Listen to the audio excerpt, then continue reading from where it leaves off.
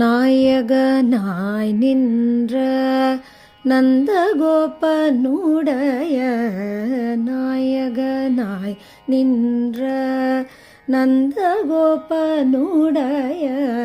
கோயில் காப்பானே கொடி தோன்றும் தோரண வாயில் காப்பானே மணிக்கதவம் தாழ்த்திரவாய் வாயில் காப்பானே மணிக்கதவம் தாழ்த்திரவாய் ஆய சிறுமிய ரோமுக்கு அரை பறை ஆய சிறுமிய ரோமுக்கு அரை பறை மாயன்மணி வண்ணன் நின்னலேவாய் நேரான் தூயோமாய் வந்தோம் துயில் எழப்பாடுவான்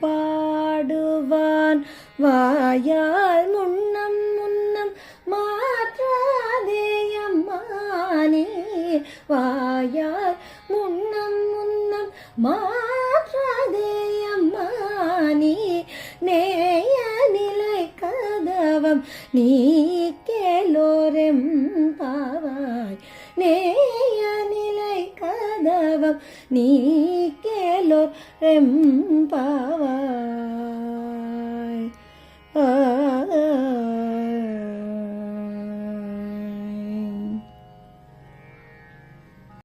எல்லா பெண்களுக்குமே பாவை நோம்பில் நாட்டம் உண்டு. இருப்பினும் மார்கழி மாத குளிர் அவர்களை எழுந்திருக்க விடாமல் தடுத்தது.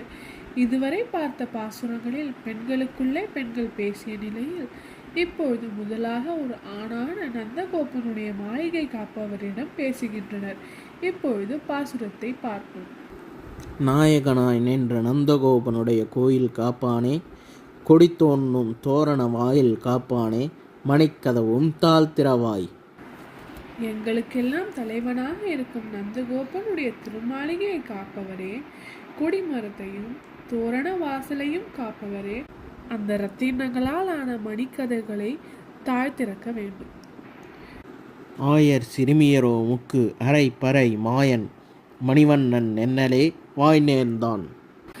ஆயர்குல பெண்களான எங்களை ஆச்சரிய செயல்களை செய்யும் மற்றும் நீலரத்தினம் போன்ற தோற்றத்தை உடையவனுமான அந்த கண்ணபிரான் தான் பறையை பரிசாக அழிப்பதற்காக வர சொல்லி வாக்களித்தான்.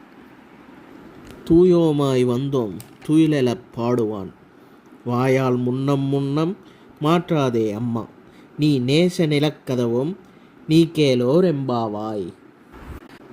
அந்த ஓங்கி உலகளந்த உத்தமனை துயிலில் இருந்து எழுப்புவதற்காக நாங்கள் அனைவரும் வந்திருக்கோமே, கொஞ்சம் தாழ்த்திரவுகளை திறக்க வேண்டும். அந்த நாவினால் என்னை வசைப்பாடாமல் கதவை நீங்களே திறந்து கொள்ளுங்கள். உங்களுடைய வாயிலை மறுக்காமல் கண்ணனிடம் பேரன்பு கொண்ட அந்த கதவை நீங்கள் தான் திறக்க வேண்டும் என்று கூறி இந்த பாசுரம் முடிவடைகிறது. ஆண்டாள் திருவடிகளே சரணம்.